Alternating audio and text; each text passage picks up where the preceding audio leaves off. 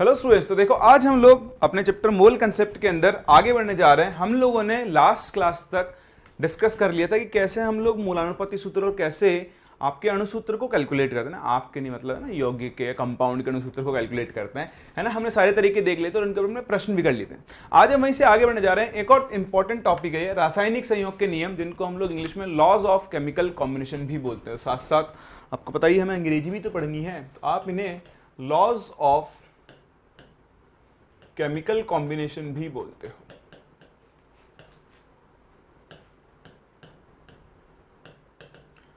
तो ये कुछ नहीं है, ये नियम आपको पता होने चाहिए, कहीं ना कहीं आपके काम में आते रहते हैं, सीधे भी आपसे पूछे जा सकते हैं परीक्षा के अंदर।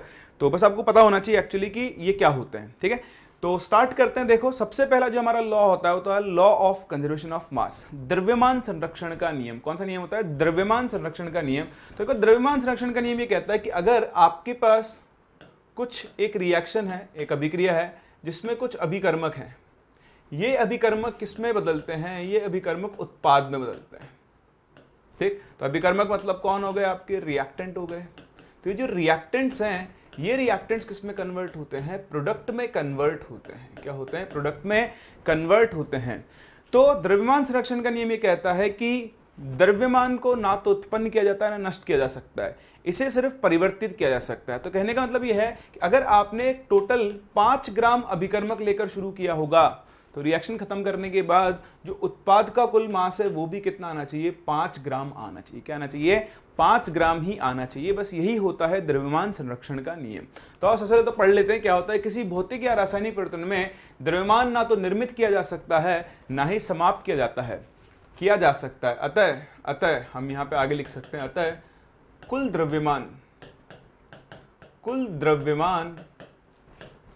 सदैव क्या रहता है? संरक्षित रहता है।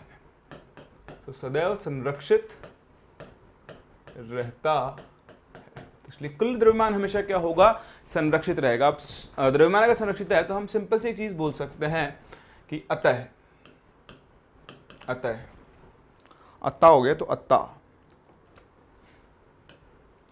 तो ये अतः हो गया, ठीक है। अतः अभिकर्मकों का कुल द्रव्यमान, अभिकर्मकों का कुल द्रव्यमान बताओ किसके बराबर होगा? उत्पादों के कुल द्रव्यमान के बराबर।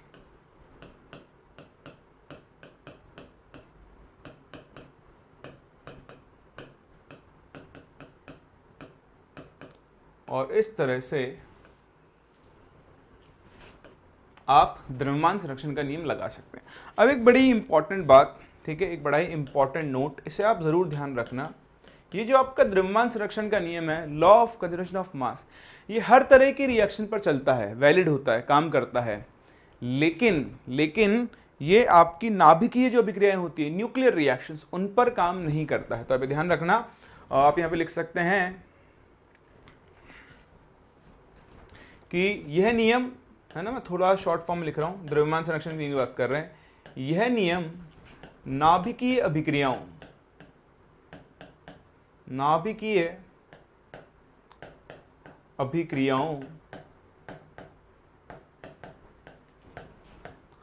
पर लागू नहीं होता है।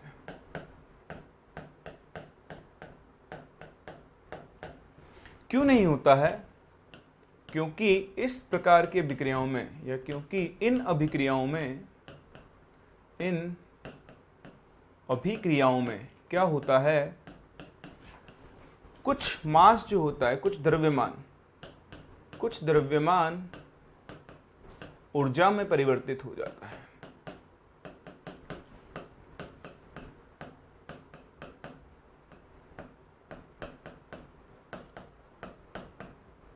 तो ये मेन चीज होती है यहां पर कि जो आपकी न्यूक्लियर रिएक्शन होती है ना, नाभिकीय अभिक्रियाएं होती है, उनके अंदर कहता है कुछ द्रव्यमान जो होता है वो ऊर्जा में बदल जाता है। आपने पढ़ा होगा ये आइंस्टाइन का equation, delta E equal to mc square को फॉलो करते हुए,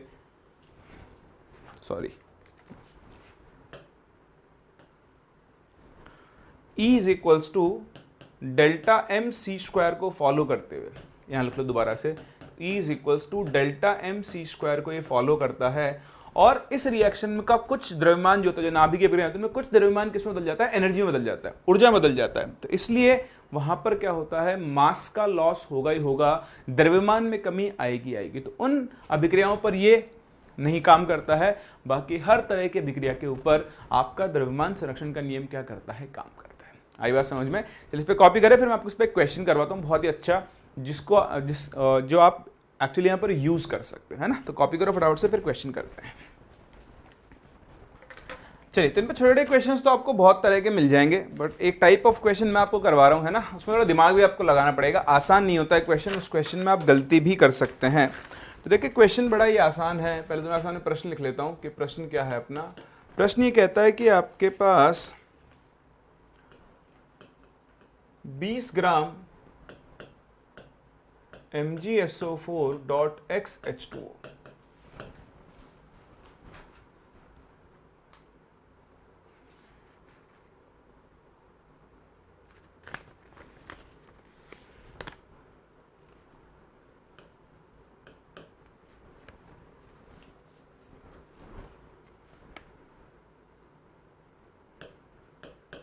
के विभक्त होने पर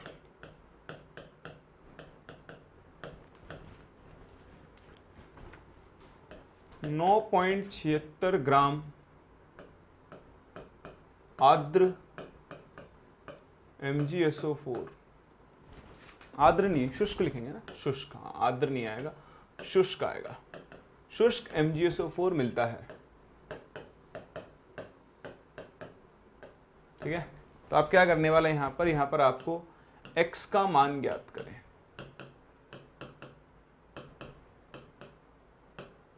तो आपको ये बताना है कि इस प्रश्न में x का मान क्या होगा। ठीक है, अब देखो यहां पर क्या होता है, पहले तो वैज्ञानिक प्रवृत्ति के लोगों की बात कर लेता हूं। जनरल जो लोग मेथड यूज करते हैं, जो गलत मेथड होता है, ठीक है, वो क्या करते हैं, वो लिखते हैं कि भाई MgSO4.XH2O आपके पास है, आपने इसको गर्म किया, तो गर्म करने पर क्या होगा, ये बनाएगा MgSO4 + 7H2। वैसे मैं आपको बता दूं, इस तरह के जो आपके पास यौगिक होते हैं, जब इनको हीट करते हो, गर्म करते हो, तो जो यहाँ पर जल निकलता है वो गैसियस फॉर्म में निकलेगा। ठीक है, तो वो गैस की फॉर्म में निकलेगा। तो अभी ध्यान रखना, मैं आपको पहले बता चुका हूँ और ये हम आगे पढ़ेंगे अभी। ये जो गैस उड़ेगी, इस गैस की वजह से क्या होगा, इस रिएक्शन के द्रव्यमान में कमी आएगी। हाँ, ये जब अभिक्रिया हो रही होगी जहाँ पर भी, तो गैस तो उड़ जाएगी। तो गैस अगर उड़ जाएगी तो वहाँ पे द्रव्यमान में क्या आती है, कमी आती है। तो कभी भी किसी रिएक्शन में, अभिक्रिया में द्रव्यमान में कमी आ रही हो तो ये ध्यान रखना, वो गैसेस की उत्पत्ति की वजह से आती है, वहाँ पर गैसेस बन रही होंगी, इसलिए द्रव्यमान में क्या आती है, कमी आती है। तो खैर अभी वैसा प्रश्न नहीं है। यहाँ पर कुछ लोग क्या करते हैं, ऐसा करते हैं, इसका मास निकाल लेते हैं, तो वह आ जाएगा 246, है ना, सॉरी एक सेकंड, 246 नहीं आएगा, ये आएगा 120 + 18x इसका भार है, 120 इसका भार है, और 18x इसका भार है। ठीक है, अब यहां पर हम लगाएंगे द्रव्यमान संरक्षण का नियम। तो उसने कहा है कि आपने इसका 20 ग्राम लिया है, इसके 20 ग्राम से इसका 9.76 ग्राम बन रहा है। देखो द्रव्यमान संरक्षण के नियम के हिसाब से अभिकर्मकों का कुल द्रव्यमान उत्पादों के कुल द्रव्यमान के बराबर होगा, तो इसका जो द्रव्यमान है वो 10.24 ग्राम आ जाएगा। और अब कुछ लोग क्या करेंगे, 18x को 10.24 के बराबर कर देंगे, और बस यहीं पे उनका खेल खत्म हो जाएगा। ये हम तब कर सकते हैं, ये अपन आगे भी पढ़ेंगे अभी, ठीक, जब इस यौगिक का, इस कंपाउंड का, मैं जनरली कंपाउंड बोलूंगा, आप समझ जाना, इस यौगिक का 1 मोल लिया जाए। कितना लिया जाए, 1 मोल। इसके 1 मोल से जितना बनेगा तभी वो 18x के बराबर आप उसे लिख सकते हो, हर बार नहीं लिख सकते हो। तो ये तरीका गलत है, आप समझना मेरी बात को। 18x सिर्फ तब बनेगा, ये x लिख लेना, सॉरी, 18x सिर्फ तब बनेगा जब इसका 1 मोल टूटा होगा। अभी तो इसका 20 ग्राम टूटा, और इसका 20 ग्राम 1 मोल के बराबर नहीं हो सकता, क्योंकि इसका मोलर भार 120 से भी ज्यादा होगा। तो 20 ग्राम का मतलब इसका 1 मोल हो ही नहीं सकता है। ठीक है, तो थोड़ा सा आपको समझ में नहीं आएगा, लेकिन धीरे धीरे आप पढ़ोगे ना तो आपको समझ में आएगा। और इसका असली मेथड देखो जिससे होता है, वहां से आपको ज्यादा समझ में आएगा। तो देखो ये इसका एक्चुअल मेथड है, ये तो गलत मेथड है, ये आपका करेक्ट मेथड है। अब आपको क्या करना है, कुछ नहीं करना है, ध्यान से देखें, आपको यूनिटरी मेथड लगाना है। देखो जब आप इसका 120 + 18x ग्राम यूज कर रहे हो, तो इसको 120 + 18x से आपको पानी कितना मिल रहा है, 18x। तो बताओ इसके 1 ग्राम से आपको पानी कितना मिलेगा?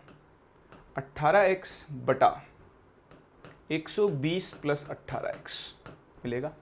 तो अगर इसके 1 ग्राम से आपको इतना जल मिल रहा है तो बताओ आपके पास कितना है? आपके पास इसका 20 ग्राम है।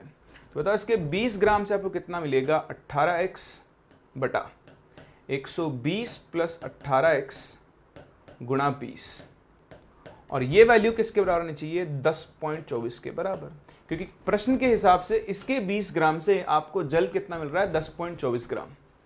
जबकि हमारे हिसाब से, तो कोई प्रश्न का हिसाब है, हम अगर खुद के हिसाब से देखें तो भैया इसका 120 प्लस 18x को गर्म करने पर आपको 18x ग्राम जल मिलेगा। तो 1 ग्राम से कितना मिलेगा? 18 बटा 120 प्लस 18x। तो आपके पास कितने ग्राम है? 20 ग्राम। तो 20 ग्राम से कितना मिलेगा? इसको गुणा कर दो, तो यहां से आप x का मान निकाल लो, कैलकुलेट करोगे ना, x की वैल्यू आपको 7 मिल जाएगी। वो आप कैलकुलेशन कर सकते हो। तो इस तरह से द्रव्यमान संरक्षण नियम से सीधा नहीं पूछेगा, लेकिन क्वेश्चंस के अंदर अब देखो ये चीज जो आपने निकाली ये तभी निकाल सकते हो जो आपको द्रव्यमान संरक्षण का नियम पता हो, वरना आप इस चीज को कैलकुलेट नहीं कर सकते हैं। तो ये है आपका द्रव्यमान संरक्षण का नियम। चलते हैं अपने अगले नियम की तरफ, देखते हैं कि अगला नियम आपसे क्या कहता है। तो जो आपका अगला नियम है वो है स्थिर अनुपात का नियम। ठीक, स्थिर अनुपात का नियम, इसे अगर हम इंग्लिश में लिखें तो हम लोग इसे बोलते हैं लॉ ऑफ कांस्टेंट प्रोपोर्शंस। समझे, बड़ा ही आसान है। ये कहता है कि जब भी इस दुनिया में 2 या 2 से ज्यादा तत्व, एलिमेंट, 2 या 2 से ज्यादा तत्व आपस में जुड़कर एक यौगिक बनाते हैं तो वो ऐसा हमेशा अपने एक स्थिर अनुपात में करते हैं, फिक्स्ड रेशियो में करते हैं। देखो किसी रासायनिक यौगिक में समान तत्व ने लिखकर, है ना, समान मतलब जो 2 एलिमेंट आ रहे उनके बोल रहा है, सदैव द्रव्यमान के एक निश्चित अनुपात में संयुक्त होते हैं। और इसमें एक और चीज आपको ऐड करनी चाहिए, लिखें साथ साथ, एवं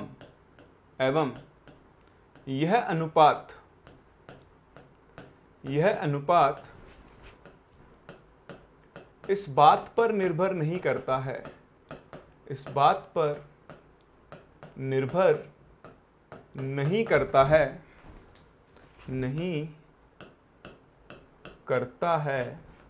कि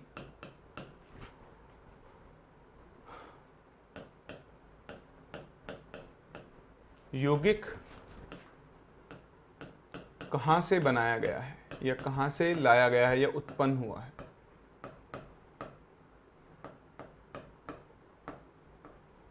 ऐसा करो, यौगिक कहां से की जगह आप लिखो यौगिक किस तरह से बनाया गया है ना। आप क्या लिखोगे यहां पे? यौगिक किस तरीके से बनाया गया है।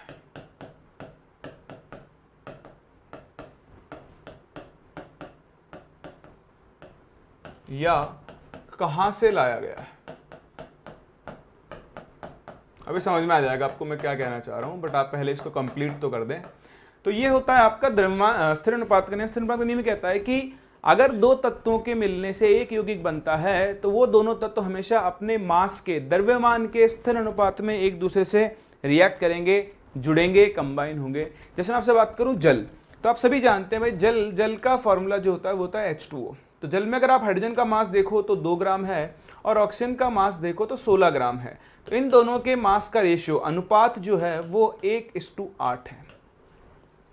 1:8 है, 1:8 है। ठीक है, अब आप पानी कहीं से भी ले आओ, आप पानी नदी में से लाओ तो उसमें भी हाइड्रोजन ऑक्सीजन के भार का अनुपात 1:8 होगा। आप समुद्र से ले आओ 1:8 होगा, आप किसी नाले से ले आओ 1:8 होगा, आप किसी आरओ फिल्टर से ले आओ 1:8 होगा।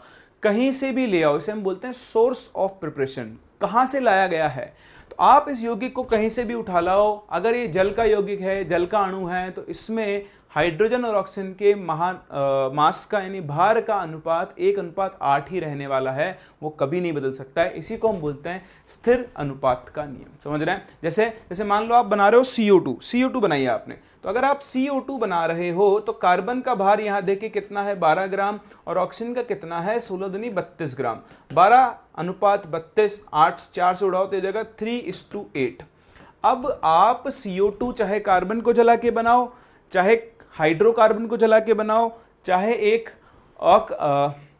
कार्बनिक यौगिक को यानी ऑर्गेनिक कंपाउंड को जला के बनाओ, लकड़ी जला के बनाओ, कपड़े जला के बनाओ, कहीं से भी बनाओ, CO2 में कार्बन और ऑक्सीजन के मास का रेशियो, भार का अनुपात हमेशा क्या रहने वाला है, यही रहने वाला है। इसे हम कहते हैं स्थिर अनुपात का नियम। तो बस ये आपको पता होना चाहिए, बाकी ऐसा ये डायरेक्टली कहीं काम में नहीं आता है।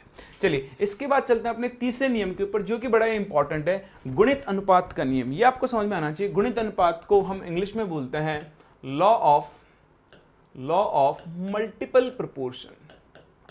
लॉ ऑफ मल्टीपल प्रोपोर्शन, इस पे आप ध्यान दें, बहुत ध्यान दें। देखिए क्या लिखा हुआ है, जब दो तत्व संयुक्त होकर दो या अधिक यौगिक बनाते हैं, ये बड़ी इंपॉर्टेंट चीज है। तो एक तत्व के भिन्न भिन्न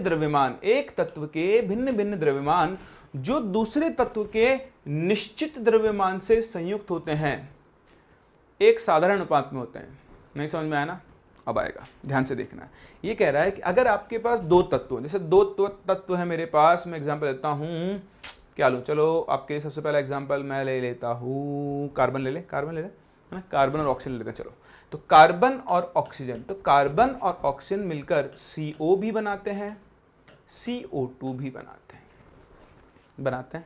अब पढ़ें, जब दो तत्व संयुक्त होकर दो या अधिक यौगिक बनाते हैं, तो एक तत्व के भिन्न भिन्न द्रव्यमान, एक तत्व कौन है, मान लो ऑक्सीजन है, तो देखो ऑक्सीजन का यहाँ कितना काम में आ रहा है, 16 ग्राम, और ऑक्सीजन का यहाँ कितना काम में आ रहा है, 32 ग्राम।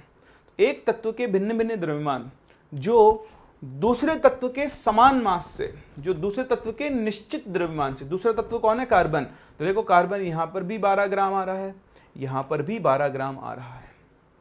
तो ऑक्सीजन का वो भार जो यहाँ कार्बन के 12 ग्राम से, और ऑक्सीजन का वो भार जो यहाँ कार्बन के 12 ग्राम से जुड़ रहा है, संयुक्त हो रहा है, तो ये वाला भार, ऑक्सीजन का भार 16, ये वाला 32, देखो इन दोनों का अनुपात कितना है, 1:2। ये हमेशा एक स्थिर या साधारण अनुपात में होगा। अगर होगा तो ही ये नियम को फॉलो कर रहा है, वरना नहीं कर रहा है। समझ मेरी बात को? क्या करना है भाई, दो, आप देखना है, दो तत्व होंगे, ठीक है, दो तत्व होंगे, दो में से एक का भार निश्चित है, निश्चित नहीं है तो आप निश्चित कर देना, कैसे करोगे भी समझाता हूं मैं आपको, ठीक है। फिर दूसरे तत्व का वो भार जो इसके निश्चित भार से जुड़ता है, उन दोनों का अनुपात हमेशा एक सरल अनुपात होगा। देखो और अच्छे समझ में आएगा, ध्यान से देखना आप। जैसे मान लो मैं नाइट्रोजन और ऑक्सीजन की बात करूं, नाइट्रोजन ऑक्सीजन मिलकर बहुत सारे उत्पाद बनाते हैं। जैसे N2O भी बनता है, ये मिलकर NO भी बनाते हैं, ये मिलकर NO2 भी बनाते हैं, ये मिलकर N2O5 भी बनाते हैं, N2O3 भी बनाते हैं। चलो N2O3 भी ले लेते हैं। आप खुश रहो, आपको बिल्कुल वो नहीं आनी चाहिए कि यार ये नहीं लिया, ये लो। और आप N2O5 भी होता है, ठीक है। थोड़ी मुझे जगह कम पड़ जाएगी, तो एक काम करता हूँ, मैं इनको थोड़ा जगह दे देता हूँ, है ना। तो NO को यहाँ ले लेते हैं और NO2 को यहाँ लेते हैं। अब समझिए, आप देखना, पहचानना बड़ा आसान होता है। अगर आपको ये पहचानना है कि कौन इस लॉ को फॉलो कर रहा है, इस नियम को फॉलो कर रहा है, गुणित अनुपात के नियम को, तो आप देखना जितने भी कंपाउंड्स हो गए ना, सब में एलिमेंट्स यानी तत्व सेम होने चाहिए, कॉमन होने चाहिए। देखो इतने सारे उत्पाद हैं आपके, इतने सारे यौगिक है, सब में nitrogen oxygen, nitrogen oxygen, nitrogen oxygen, nitrogen oxygen, सभी में समान तत्व। देखो कार्बन ऑक्सीजन, ऐसा नहीं कि CO और CH4 लिख दिया आपने, नहीं, CO और CH4 में तत्व बदल गए तो फिर वहां गुणित अनुपात का नियम नहीं लगता। अब देखिए ध्यान से, बहुत ध्यान से, यहां अगर आप देखोगे तो यहां नाइट्रोजन का 28 ग्राम काम में आ रहा है और वो ऑक्सीजन के 16 ग्राम से जुड़ रहा है, ठीक है। यहां देखो, यहां नाइट्रोजन का भार हो 14 ग्राम, तो 14 ग्राम किससे जुड़ रहा है, 16 ग्राम से। यहां देखो नाइट्रोजन का 14 ग्राम किससे जुड़ रहा है, 32 ग्राम ऑक्सीजन से। यहां देखें नाइट्रोजन का 28 ग्राम किससे जुड़ रहा है, 48 ग्राम ऑक्सीजन से। इस तरह यहां पर नाइट्रोजन का 28 ग्राम किससे जुड़ रहा है, 80 ग्राम ऑक्सीजन से जुड़ रहा है ना। अभी देखो, ना तो ऑक्सीजन का भार निश्चित है, ना नाइट्रोजन का है। आप इनमें से किसी एक का भार निश्चित कर दो। क्या कर दो, निश्चित कर दो, फिक्स कर दो एक का भार। अब मान लो यहाँ 28 है, या तो हर जगह 28 कर दो या हर जगह 14 कर दो। ये ऐसा नहीं हो ना, अगर नहीं हो रहा तो आप हर जगह 1 ग्राम कर दिएगा। देखो जैसे 28 ग्राम के लिए 16 ग्राम है, 1 ग्राम के लिए कितना होगा, 16/28, 1 ग्राम के लिए, है ना। मैं आपको वो भी करके दिखाता हूँ। चलो पहले 1 ग्राम से करके दिखाता हूँ मैं आपको, फिर दूसरा दिखाऊंगा। 28 ग्राम के लिए 16 ग्राम है, तो यहाँ पर बताओ 1 ग्राम नाइट्रोजन के लिए ऑक्सीजन कितनी काम में आएगी, 16/28 ग्राम। ऐसे इस वाले में देखो 1 ग्राम नाइट्रोजन के लिए कितनी काम में आएगी, 16/14 ग्राम। यहाँ देखो 1 ग्राम के लिए कितनी काम में आएगी, 32/14 ग्राम। बताओ यहाँ 1 ग्राम के लिए कितनी काम में आएगी, 48/28 ग्राम। यहाँ देखो 1 ग्राम के लिए कितनी काम में आएगी, 80/28।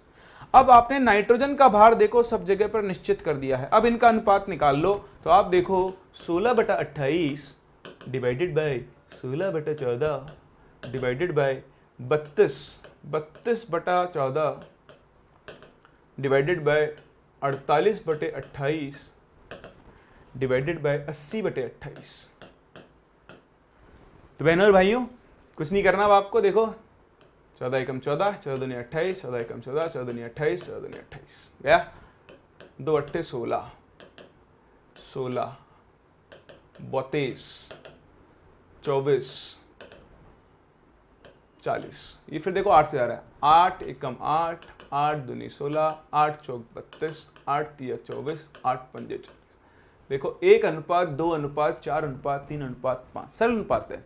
ये सरल कब नहीं होता, हाँ जब 1.7 2.3 ऐसी वैल्यू आ जाती है। तो अभी देखो सारे के सारे इंटीजर वैल्यू हैं, पूर्ण संख्याएं हैं, तो ये एक सरल अनुपात है। अब आपको इतना करने की जरूरत भी नहीं थी, आप ये काम सीधा यहाँ पर भी कर सकते थे। भाई देखो ये 28 है ना, एक काम करो सब जगह पर 14 ग्राम नाइट्रोजन कर लेते हैं। तो देखो 28 के लिए 16 है, तो यहाँ पर 14 ग्राम के लिए कितना होगा भाई, 28 के लिए 16 ना, तो 14 मतलब आपने आधा कर दिया, तो यहाँ आधा तो ये भी आधा होगा, कितना हो जाएगा 8 ग्राम ऑक्सीजन। यहाँ देखो 14 ग्राम के लिए 16 ग्राम है, यहाँ 14 के लिए 32 है, यहाँ 28 के लिए 48 है। बताओ 14 ग्राम के लिए, हाँ 24 ग्राम हो जाएगी, और यहाँ 28 के लिए 80 है, बताओ 14 ग्राम के लिए कितनी हो जाएगी 40। अब देखो आपने नाइट्रोजन का मास निश्चित कर दिया है, फिक्स कर दिया है। अब नाइट्रोजन के इस भार के लिए ऑक्सीजन के भार देखो 8 8 16 32, तो 8 अनुपात 16 अनुपात 32 अनुपात 24 अनुपात 40। तो देखें 1:2:4:3:5, ठीक है, बिल्कुल सेम आ रहा है। तो इसे हम बोलते हैं गुणित अनुपात का नियम। ध्यान रखना जब भी कभी भी कहीं भी आपको गुणित अनुपात का नियम लगाना है, तो जो दिए गए कंपाउंड्स हैं उनमें सभी एलिमेंट्स कॉमन होने चाहिए, सभी एलिमेंट्स सेम होने चाहिए। देखो सर मैं आपसे एक और क्वेश्चन करूँगा इसी के अंदर, ये कॉपी कर लिया आप लोगों ने, पोज करो फटाफट से, कॉपी करो, क्या टाइम लगाना है उसके अंदर। डन, चलिए देखिए मैं आपसे पूछूं, एक प्रश्न पूछता हूं, चलो छोटा सा, कि इनमें से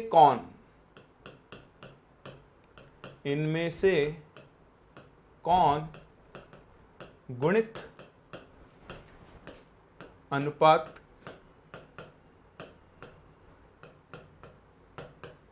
के नियम की पालना करता है। आप लोग पढ़ाते पढ़ाते मुझे अपने स्कूल के दिन याद आ जाते हैं। खैर, तो ऑप्शन है आपके पास, पहला ऑप्शन है SO2, SO3 एंड CO2। दूसरा ऑप्शन है आपके पास H2O, H2S, H2O2। जो तीसरा ऑप्शन है आपके पास वो है NO2, NH3 N2O3। और जो चौथा ऑप्शन है आपके पास वो आप मान लो आपके पास है,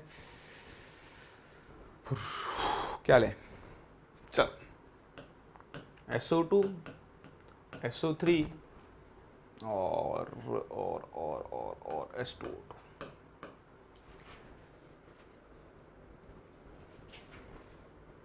आएगा, चलिए तो देखो आपको दिख रहा है यहां पर क्या है, सभी के अंदर सेम एलिमेंट्स हैं। तो ये क्या करेगा, इन चारों में सिर्फ यही होगा जो गुणित अनुपात के नियम को फॉलो कर रहा होगा। क्यों? क्योंकि देखो सल्फर ऑक्सीजन, अगला भी सल्फर ऑक्सीजन का होना चाहिए था, फिर तो कार्बन ऑक्सीजन का है। हाइड्रोजन ऑक्सीजन, हाइड्रोजन सल्फर, ये भी देखो अगला कंपाउंड, सारे कंपाउंड हाइड्रोजन ऑक्सीजन से ही बनने चाहिए थे। देखो nitrogen oxygen, nitrogen oxygen, nitrogen hydrogen, सारे कंपाउंड नाइट्रोजन ऑक्सीजन से बनने चाहिए थे। आगे बात समझ में? तो ये होता है आपका गुणित अनुपात का नियम। अब चलते हैं हम अपने अगले नियम के ऊपर। अगला नियम बड़ा ही खतरनाक है मतलब उसकी डेफिनेशन लिखिए, देखो ये रही, पढ़ लो, एक बार पढ़ लो, 2 बार पढ़ लो, 3 बार पढ़ लो, 4 बार पढ़ लो, 50 बार पढ़ लो, है ना, तुषार कपूर बन जाओगे आप। कुछ नहीं होगा। देखो व्युत्क्रम अनुपात का नियम, जब दो भिन्न तत्व तीसरे तत्व के समान द्रव्यमान से संयुक्त होते हैं तो उनका अनुपात समान या साधारण गुणज में होता है यदि प्रत्यक्ष रूप से वे एक दूसरे से संयुक्त होते हैं। रासायनिक समीकरणों में पदार्थ तुल्यांकीय भारों के अनुपात में अभिकृत होते हैं। होल विला कुवत, क्या क्या बोल गए, समझ में नहीं आ रहा। अच्छा, दूसरा क्या होता है, जब स्कूल में पढ़ते हैं तो हमें डेफिनेशन रटते हैं हम, ये पता नहीं क्यों, कभी जरूरत नहीं आती। मैं आपसे कहता ना, स्कूल के दिन याद आ रहा, मुझे याद आ रहा है कि हाँ इनको रटने को बोलते थे, हम इनको रटते रहते थे, समझ में तो जाते हैं, तो लाइन का मतलब ही नहीं पता क्या बोल रहा है भैया, कुछ पता ही नहीं है, कुछ पता ही नहीं क्या बोल रहा है बस। हाँ, जब दो भिन्न तत्व तीसरे तत्व के समान द्रव्यमान से संयुक्त होते हैं, है ना, समझ पा रहे हो ना, तो नहीं रटना नहीं, समझो। अब मैं समझाता हूँ आपको क्या होता है, क्या कहना चाह रहा है। देखो, ये कहना चाह रहा है कि दो भिन्न तत्व तीसरे तत्व, यानी यहाँ पर तीन अलग अलग तत्व होते हैं। वहां कितने थे, दो थे, यहाँ पर क्या है, तीन अलग अलग तत्व हैं। तो तीन अलग अलग तत्व कौन कौन से ले, चलो हम लेते हैं, एक हम लेते हैं कार्बन, एक हम लेते हैं हाइड्रोजन, और एक हम ले लेते हैं ऑक्सीजन। ठीक है, अब ये कह रहा है जब दो भिन्न तत्व, तो दो भिन्न तत्व कार्बन हाइड्रोजन है और कार्बन ऑक्सीजन है, तीसरे तत्व के समान द्रव्यमान से, तो इसको हम बाद में बात करेंगे, आप ये समझे। मैं आपको दोबारा से बताता हूं इसको, कि जब दो भिन्न तत्व, ये ऐसा मत लिखो, आप ऐसा लिखो, इसको ना हम चेंज करते हैं इस डेफिनेशन को, जैसे मैं बोलते जाऊं वैसे आप लिखते जाना, है ना।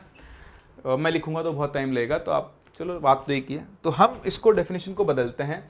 आप यहां पर इसको कुछ इस तरह से लिखें कि जब एक तत्व दो भिन्न भिन्न तत्वों से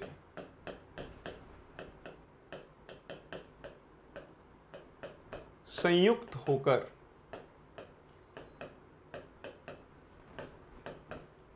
दो भिन्न उत्पाद या यौगिक लिखते हैं ना, दो भिन्न यौगिक बनाता है। ठीक है, तो मैं समझाता भी जाता हूं एक एक लाइन को, और आप लिखते भी जाना मेरे साथ साथ, टाइम बचेगा।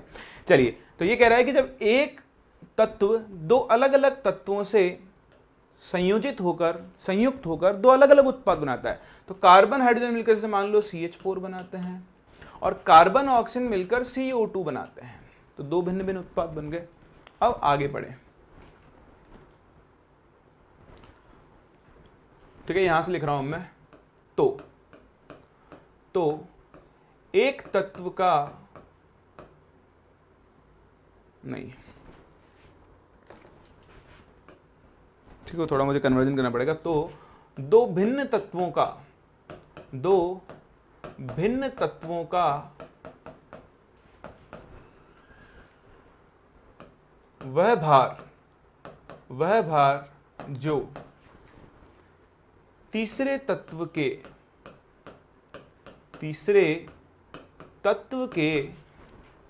निश्चित भार से जुड़ता है या संयोजित होता है,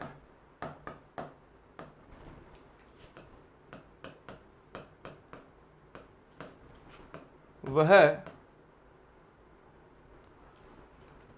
दो भिन्न तत्वों के भार का अनुपात, ये भी आप चेंज करें, के भार का अनुपात। एक्चुअली इसकी डेफिनेशन ऐसी चलती है, इसलिए थोड़ा डिफिकल्ट होता है, इसको याद रखना। तो आप समझोगे तो आपको समझ में आ जाएगा, देखना अभी समझा देता हूं मैं। तो पहले लिख लेता हूं, भिन्न तत्वों के भार का अनुपात जो तीसरे तत्व के निश्चित भार से संयोजित होता है, वह उस अनुपात के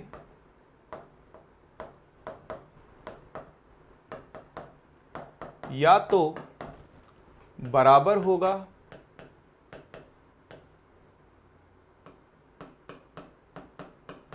या साधारण गुणज होगा,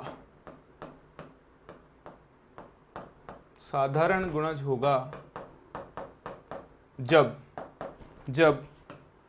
वे दोनों भिन्न तत्व आपस में संयोजित होते हैं।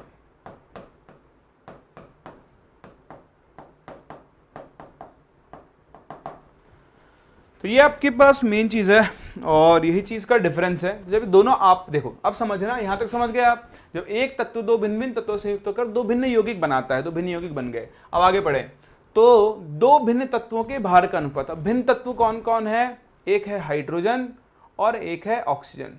तो देखो यहां हाइड्रोजन कितना काम में आ रहा है भैया, 4 ग्राम काम में आ रहा है, और यहां ऑक्सीजन कितना काम में आ रहा है भैया, 32 ग्राम काम में आ रहा है। तो हाइड्रोजन और ऑक्सीजन के भार का अनुपात यहां कितना आ गया है, 4/32, इसे आप 1:8 लिख सकते हो।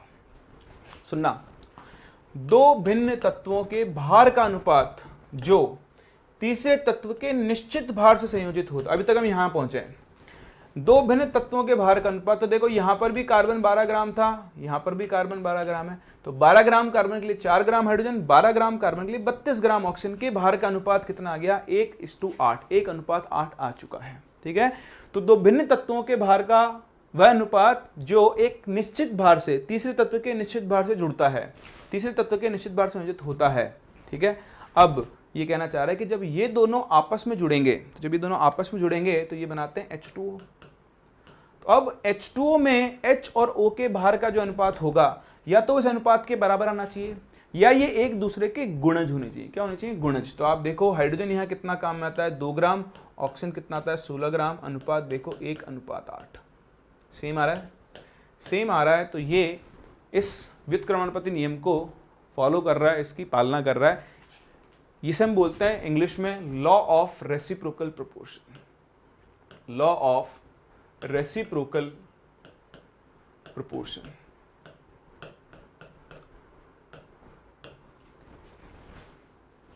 ठीक है, तो इस तरह से हम इस नियम को पढ़ते हैं, समझते हैं। इसको समझना बहुत आसान है, मतलब इसको पहचानना बड़ा आसान होता है। जब भी इसमें कभी भी आपसे अनुपात नहीं निकलवाएगा, बिल्कुल चिंता ना करें, लेकिन ध्यान रखना, मैं आपको एक हिंट दे रहा हूं, टिप दे रहा हूं, टिप लिख लेते हैं इसको, कि इस नियम के या इस नियम की पालना के लिए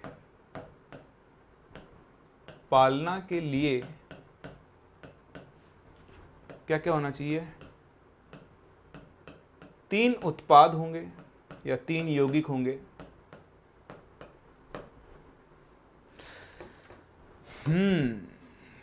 तो 3 यहां पर क्या होंगे, यौगिक होंगे। और दूसरा, तीनों में एक तत्व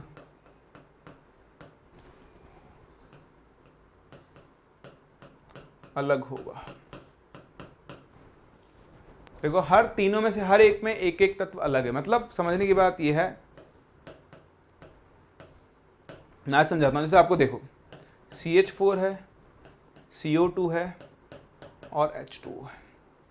फिर एक तत्व सेम होगा, दूसरा अलग होगा। जैसे देखो कार्बन हाइड्रोजन कार्बन ऑक्सीजन, तो अब जो अगला कंपाउंड बनेगा वो हाइड्रोजन और ऑक्सीजन से मिलकर बनना चाहिए। समझ पा रहे हैं? अब चाहे लिख भी सकते हैं, एवं तीनों में से 2 में, ऐसा लिख दो आप, तीनों में से 2 में एक तत्व अलग होगा, एवं तीसरा यौगिक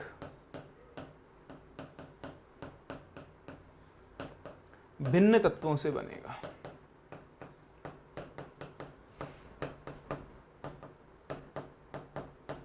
तो इस तरह से आप पहचान सकते हो कि ये नियम को फॉलो करेगा नहीं। जैसे आपसे लिखूं कि H2S, H2O और SO2, बताओ ये व्युत्क्रमानुपाती नियम को फॉलो करेगा या नहीं? तो बिल्कुल करेगा। यहां देखें सल्फर है, यहां ऑक्सीजन है, यहां सल्फर ऑक्सीजन दोनों, तो एक तत्व कॉमन है, फिक्स है, एक तत्व समान है। तो जो तीसरा यौगिक बनेगा वो 2 भिन्न तत्वों से बनना चाहिए, नहीं सल्फर और ऑक्सीजन से बन रहा है, इसलिए इसको फॉलो कर रहा होगा।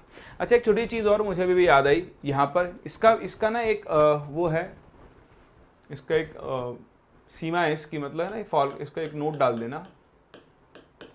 इसमें आप लिख देना कि इस, है ना, कौन सा नियम, गुणित का नियम, इस नियम की पालना के लिए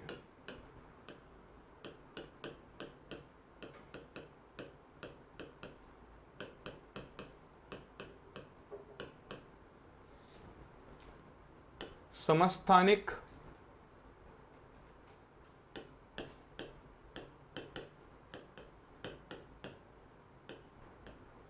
नहीं बदलना चाहिए। इसे आप समझें, इसका मतलब क्या है कि समस्थानिक नहीं बदलना चाहिए। जैसे मान लो आप ये गुणित का नियम लगवा रहे हो, ठीक है, तो आप लगा रहे हो एक तो H और O मिलकर H2O बना रहे हैं, और एक आपने बोला कि ये D2O बना लें। तो देखो अगर समस्थानिक बदल गया तो क्या होता है, भार, हमने कहा था कि एक का भार सेम होना चाहिए, तो अगर समस्थानिक बदल जाता है तो फिर ये नियम लागू नहीं होता है। आप ये ध्यान रखना है, इसकी सीमा है कि अगर आप गुणज का नियम लगा रहे हो, एक कंपाउंड में हाइड्रोजन है और एक में ड्यूटेरियम है, तो अगर समस्थानिक बदल गए, अलग अलग समस्थानिक आ गए, तो फिर ये नियम वहां पर लागू बिल्कुल नहीं होता। तो इस चीज का आपको ध्यान रखना होगा, ये एक इसका पॉइंट है छोटा सा जो आप लिख दें। तो ये हमारे चारों नियम हो गए हैं, ये 4 नियम आपको अच्छे से देखने आने चाहिए। एक और नियम है 5वां, जिसे हम बोलते हैं गैलुसैक का आयतन संबंधी नियम। ये बड़ा आसान है, अभी हम आगे चल के स्टोइकियोमेट्री पढ़ेंगे, स्टोइकियोमिति, वहां पर इसको और यूज भी किया करेंगे। बड़े बार समझ लो क्या कहना चाह रहे हैं। कहता है, ठीक, अगर आपके पास कोई गैसेज हैं, जैसे N2 गैस है और 3H2 गैस, इसको समझ लो, हम इसको आगे भी काम में लेंगे। तो कहता है कि जब भी गैसेज आपस में संयुक्त होती है तो वो हमेशा अपने आयतन के अनुपात में संयुक्त, इसके अनुपात में आयतन के अनुपात, जैसे हो N2 और H2 दोनों रिएक्ट करके क्या बनाएंगे, NH3 गैस बनाएगी। तो यहां पर N2 और N2 जब रिएक्ट करेगी, अभिक्रिया करेगी, तो ये अपने आयतन के अनुपात में करेंगे, यानी इसका एक आयतन, नाइट्रोजन का एक आयतन हाइड्रोजन के 3 आयतन से जुड़ेगा और क्या बना लेगा, अमोनिया के 2 आयतन बना लेगा। क्या बना लेगा, 2 आयतन। ये कहता है नियम। अब इस नियम का बहुत फायदा है। आयतन का मतलब ये मिलीलीटर भी हो सकता है, लीटर भी हो सकता है, मीटर क्यूब भी हो सकता है, कुछ भी हो सकता है ना, मीटर की घात 3 भी हो सकता है, कुछ भी हो सकता है। तो मान लो आपने बोला कि भाई मैं तो 50 मिलीलीटर नाइट्रोजन काम में ले रहा हूं, तो ये कहेगा भैया अगर आप 50 मिलीलीटर नाइट्रोजन ले रहे हो तो उसके लिए आपको 150 मिलीलीटर क्या चाहिए होगी, हाइड्रोजन, और आपको 50 इंटू 2 यानी 100, है ना, 1 से 2 मिला ना, तो 50 से 2 गुना 50, 100 मिलीलीटर क्या मिल जाएगी, अमोनिया। मतलब आप इनके आयतन को एक दूसरे से रिलेट कर सकते हो, है ना, जोड़ सकते हो, मतलब रिलेट कर सकते हो, रिलेशन निकाल सकते हो। जैसे मान लो आपने बोला कि आपने 450 ml हाइड्रोजन काम में ली, तो 450 ml हाइड्रोजन के लिए आपको कितने नाइट्रोजन चाहिए, देखो 3 के लिए चाहिए 1 के लिए चाहिए होगी 1/3, तो 450 के लिए कितनी चाहिए होगी, इंटू 450, यानी आपको 150 ml क्या चाहिए होगी, नाइट्रोजन। देखो 3 से बन रहा है 2, 1 से बनेगा 2/3, तो 450 से कितना बनेगा, ये बन जाएगा आपके पास 300 मिलीलीटर NH3। तो ये होता है आपका गैलुसैक का आयतन संबंधी नियम। अगर आपके पास गैसेस आपस में जुड़ रही हैं तो गैसेस हमेशा अपने आयतन के स्थिर अनुपात में जुड़ेगी। बस चीज एक है, प्रेशर, टेम्परेचर, ताप एवं दाब स्थिर होना चाहिए। तो जब गैसेस संयुक्त होती है अथवा रासायनिक विक्रिया में उत्पन्न होती है तो समान ताप दाब की स्थिति में उनके आयतों का अनुपात क्या होता है, आयतनों का अनुपात क्या होता है, एक सरल अनुपात होता है। चलिए कॉपी करें। अब मैं आपको इनके ऊपर कुछ एक और छोटे मोटे क्वेश्चंस करवाता हूं जिनसे आपको आइडिया लगेगा कि कैसे हम इन नियमों को काम में लेते हैं। चलो तो आओ शुरू करते हैं। देखिए अब क्वेश्चंस के साथ। देखिए पहला प्रश्न, गुणित अनुपात का नियम दर्शाया जाता है, इनमें से कौन गुणित अनुपात का नियम दर्शाता है। तो देखो कार्बन मोनोऑक्साइड हो गया CO और कार्बन डाइऑक्साइड क्या हो गया आपके पास CO2। तो गुणित अनुपात के नियम में ना बताया था जितने भी यौगिक दिए हैं सभी में समान तत्व होते हैं, एक ही तत्व होते हैं, एक ही तरह के। देखो CO CO CO, तो ये दर्शाता है। पोटेशियम ब्रोमाइड, पोटेशियम क्लोराइड तथा पोटेशियम आयोडाइड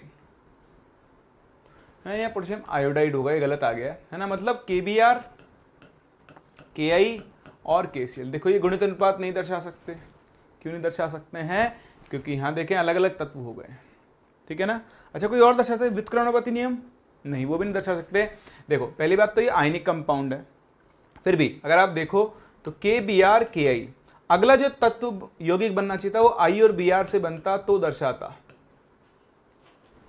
जल तथा भारी जल, तो जल हो गया H2O, भारी जल हो गया D2O। तो देखो समस्थानिक बदल गए इसलिए नहीं दर्शा सकता। समझ पा रहे मेरी बात को। कैल्शियम हाइड्रोक्साइड, बेरियम हाइड्रोक्साइड, देखो यहां पर फिर से तत्व बदल गए, CaOH2, BaOH2। तो तत्व बदल गए तो भी ये इस अनुपात के नियम को नहीं दर्शाएगा। आसान है ना। चलिए देखिए बड़े आगे, हाइड्रोजन तथा ऑक्सीजन संयुक्त होकर 2 यौगिक बनाते हैं जिनमें हाइड्रोजन क्रमशः इतना इतना है, ये आंकड़े दर्शाता है। देखो अगर आपको सिर्फ ये बताना है कौन सा नियम है तो दिख रहा है, हाइड्रोजन तथा ऑक्सीजन संयुक्त होकर 2 यौगिक बनाते हैं, तो दोनों यौगिक हाइड्रोजन और ऑक्सीजन से मिलकर बने, मतलब ये आपके गणित अनुपात का नियम, गुणित अनुपात का नियम होगा। लेकिन अगर आप इसे प्रूव करना चाहते हो ना, थोड़ा सा अपन लॉजिक भी तो सीखे साथ साथ, तो देखो हाइड्रोजन तथा ऑक्सीजन संयुक्त होकर दो यौगिक बनाते हैं। एक यौगिक 1 है और यौगिक 2 है ना, यो हनी सिंह। तो यौगिक 1 और यौगिक 2 है। एक यौगिक में हाइड्रोजन का जो भार प्रतिशत है वो 5.93% है। इसका मान लो 100 ग्राम आपने लिया, तो बाकी का जो बचा वो होगा ऑक्सीजन। कितना होगा आपके पास? 94.07 होगा। ऐसे ही यहां निकालो, इस यौगिक में हाइड्रोजन के भार का प्रतिशत कितना है? 11.2। तो जो बाकी का बचा वो ऑक्सीजन होगा और वो कितना हो जाएगा? 88.8। ठीक है, वो इसका 100 ग्राम ले लो। तो अब आप देखो हाइड्रोजन का 5.93 ग्राम इसके 94.07 ग्राम से जुड़ रहा है, तो 1 ग्राम कितने जुड़ेगा? 94.07 अपॉन 5.93। तो यहां हाइड्रोजन का भार आ गया 1 ग्राम। यहां पे पता करो कि अगर यहां पे 1 ग्राम हाइड्रोजन होता तो वो कितने ऑक्सीजन से जुड़ता? तो 88.8 बटा 11.2, तो 4 से जा रहा है। अब अगर ये 4 से आ रहा है तो ये भी किसी न किसी वजह से जा रहा होगा। 6 14 15 6 90 9 चौक, हाँ ये 6 के आसपास जा रहा है। एक बार देखो, मैं कैलकुलेट एग्जैक्ट वैल्यू कैलकुलेट कर देता हूँ आपको। तो 94.07 डिवाइड बाई 5.93, हाँ मतलब 6 का, सॉरी ये आ रहा है 16 के आसपास अप्रॉक्सीमेटली। 15.86 आएगा, 16 आएगा है ना, 16 से 96 होते हैं, तो उसके अप्रॉक्सीमेटली आ रहा है। तो देखो 16 4:1। तो देखो दोनों में हाइड्रोजन के समान भार के लिए ऑक्सीजन के भार का जो अनुपात है वो एक सरल अनुपात है, मतलब ये गुणित अनुपात के नियम को फॉलो कर रहा है। तो डायरेक्ट भी कर सकते हो देख के, और ये लॉजिकल है। कभी भी ऐसे क्वेश्चन आ जाए तो एक तत्व का 1 ग्राम फिक्स कर लो और देख लो दूसरे का कितना भार काम में आ रहा है। ये देखें, निम्न में से कौन सा एक संयोजन व्युत्क्रम अनुपात के नियम को दर्शाता है? व्युत्क्रम में क्या होता है? 3 यौगिक होंगे, 3 में से 2 यौगिकों में एक तत्व समान होगा, दूसरा तत्व अलग होगा, और जो तीसरा यौगिक बनेगा वो दोनों अलग तत्वों से बनेगा। तो देखो ये तो सारे ही समान है। ये व्युत्क्रम अनुपात को नहीं फॉलो करते, किसको फॉलो करते हैं? हाँ, गुणित अनुपात को, लॉ ऑफ मल्टीपल प्रोपोर्शन को ही फॉलो करते हैं। ये नहीं करेगा। देखो अभी सिखाया था NaCl NaBr, अगला कंपाउंड ClBr से बनना था। CS2CO2, देखो एक तत्व सेम है, 2 अलग अलग है, तीसरा दोनों अलग से बन रहा है, हाँ बन रहा है, तो ये फॉलो करेगा। ये फिर से फॉलो नहीं करेगा।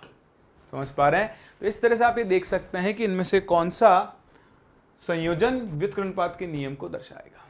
कोई डाउट? चलिए आगे देखें। हाइड्रोजन तथा सल्फर के यौगिक में 5.88% हाइड्रोजन तथा ऑक्सीजन के यौगिक में 11 ठीक है, देखो हाइड्रोजन तथा सल्फर का एक यौगिक है, तो एक बन रहा है हाइड्रोजन सल्फर से, दूसरा बन रहा है हाइड्रोजन ऑक्सीजन से, और तीसरा बन रहा है सल्फर ऑक्सीजन से। तो हो गया व्युत्क्रम अनुपात नियम। देखो 2 यौगिकों में हाइड्रोजन सेम होगा, सल्फर ऑक्सीजन होगा, और तीसरा यौगिक सल्फर ऑक्सीजन से बनना चाहिए। खत्म, कुछ करने की जरूरत ही नहीं है। और अगर आप बाहर से करना चाहते हो तो वही काम करना। देखो 5.8% हाइड्रोजन है, तो यहां पता ना करना कि 1 ग्राम हाइड्रोजन के लिए कितनी सल्फर काम में आएगी, जैसा मैंने पिछले क्वेश्चन में सिखाया।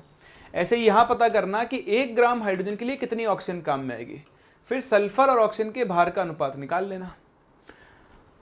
जो सल्फर ऑक्सीजन के भार का अनुपात यहां आएगा वही सल्फर ऑक्सीजन के भार का अनुपात यहां आना चाहिए, या एक दूसरे के गुणज होने चाहिए। समझ पा रहे हो? मैं बताऊं, यहां पर 5.88% हाइड्रोजन है, तो बाकी कितनी बची जो मैंने अभी देखा हुआ था 94.12। तो बताओ 1 ग्राम के लिए सल्फर कितनी आएगी? 94.12 अपॉन 5.88। ऐसे ही यहां देखो 11.11% तो 11.11 के लिए ऑक्सीजन कितना होगा? 88.89 होगा। तो बताओ 1 ग्राम के लिए कितना होगा? 88.89 बटे 11.11। अब आप इन दोनों का रेशियो निकालो। चलो इतना कर दिया तो मैं सॉल्व भी कर देता हूँ आपके लिए, कोई बात नहीं है ना, सीखोगे आप, सीखना बहुत ज़रूरी होता है। तो डिवाइड बाय 5.88, ये वैल्यू आ गई 16, ये तो हमने भी निकाली थी। और ये देख लो 8 के आसपास आएगी, दिख रही है आ रही है 8। तो इनका अनुपात 2:1 आना चाहिए। अब इस यौगिक में सल्फर ऑक्सीजन का अनुपात है तो 2:1 आना चाहिए, यह एक दूसरे के गुणज होने चाहिए। तो देखो 50% सल्फर है तो 50% तो 1:1 आ गया। तो आपको दिख रहा है 2:1, 1:1 का गुणज है, 2 बार का गुणज है, 2 टाइम्स मल्टीपल है। तो बस ये आप देख लो, लॉ ऑफ रेसिप्रोकल प्रोपोर्शन यानी व्युत्क्रपाती नियम को फॉलो कर रहा है, सही ना। अरे ऐसे ही क्वेश्चन होता है हल्के हल्के। देख, KCl दो समस्थानिकों KCl 35 तथा KCl 37 के रूप में उपस्थित होता है, ये यौगिक किस नियम की पालना करते हैं बताओ। ये दुआ कुछ नहीं है, ये ब्रैकेट का साइन है। गुणित अनुपात, ऋण अनुपात, गुणित अनुपात कर सकते हैं क्या? नहीं, क्यों? समस्थानिक नहीं है, और उसके अलावा किसी और को ये फॉलो करेंगे नहीं। स्थिर अनुपात एक यौगिक के लिए होता है, दो अलग अलग के लिए नहीं होता है, तो ये किसी भी नियम को फॉलो नहीं करते हैं। इनमें गुणित अनुपात का नियम लगता अगर यहाँ पर भी 35 होता, पर यहाँ 35 हो जाता तो कंपाउंड ही सेम हो जाते हैं, तो यहाँ कोई नियम नहीं लगता है। ये देखें, एक परीक्षण में ना एक आ गया हूँ उसका, तो एक लिख लेना। एक परीक्षण में, ठीक है, एक परीक्षण में 2.4 ग्राम आयरन ऑक्साइड हाइड्रोजन से अपचयित होकर 1.6 ग्राम लोहा देता है। किसको लोहा दे रहा है? आपको। अन्य परीक्षण में 2.9 ग्राम आयरन ऑक्साइड हाइड्रोजन से अपचयित होकर 2.03 ग्राम आयरन देता है।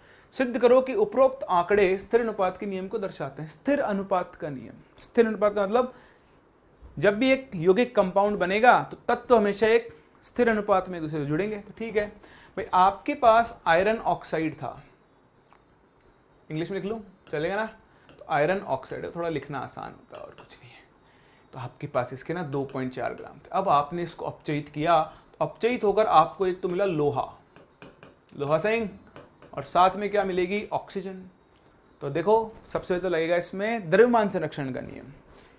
आयरन ऑक्साइड का भार, आयरन का भार ऑक्सीजन के भार के बराबर होना चाहिए। तो देखो 2.4 प्लस 1.68, तो 2.4 में से 1.68 को कम कर दो तो 10 में से 8 गया 2, 13 में से 6 गया 7, 0.72 ग्राम ऑक्सीजन। इसका मतलब अगर आप देखो तो यहाँ आयरन और ऑक्सीजन है ना, लोहे और ऑक्सीजन के भार का अनुपात निकाल लो, तो 1.68 और 0.72, दो कितना आ रहा है देखना, 0.72 आ रहा है ना, तो जाएगा 168:72। 4 से उड़ा है, 4 4 4 चौक 16, 4 दूनी 8, और 4 से जाएगा 18 है ना, 18 टाइम्स, 18 चौक 72 होते हैं। ये फिर से जा रहा है, 2 से जा रहा है, 2 से गया तो ये बन गया 21, और ये बन गया 9, और ये 3 से गया तो बन जाएगा 7:3। अब यही अनुपात यहाँ आना चाहिए, तो देखो निकाल लेते हैं यहाँ पे आ रहा है या नहीं आ रहा है। फिर से वही आयरन ऑक्साइड है, ये आयरन ऑक्साइड फिर से टूटकर क्या बनाएगा? Iron plus oxygen. अब की बार इसका 2.9 ग्राम है, ये अपचयित होकर 2.03 ग्राम आयरन देता है। क्या देता है? 2.03 ग्राम आयरन ही देता है। सिद्ध करो कि उपरोक्त आंकड़े स्थिर हैं। अरे वो तो सिद्ध तो करना था। तो देखो 2.9, 2.03, कितना बचा? 87 है ना, तो 0.87 ग्राम। अब इनका फिर से अनुपात निकाल लो, Fe और O 2.03 और 0.87, तो ये बन गया 203:87। अब ये 7:3 तो आ ही नहीं सकता ना, किसी से नहीं आ सकता, तो अप्रोक्सीमेटली सेम आना चाहिए, आसपास आना चाहिए। तो एक काम करते हैं, 7/3 के लिए निकाल के रख लेते हैं और एक इसको निकाल लेते हैं, तो फटाफट से टाइम बचाते हैं। और देखो अब 7/3 कितना हो गया? 2.33, और 203 डिवाइड बाई 87 आ गया, वो भी आ गया एग्जैक्टली 2.33। मतलब ये भी 7 और 3 में जाएंगे।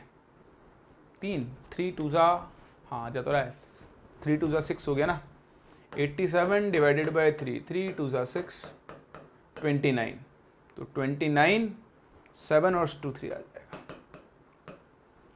कर सकते हैं। तो ये आपके स्थिर अनुपात के नियम को दर्शा रहे हैं।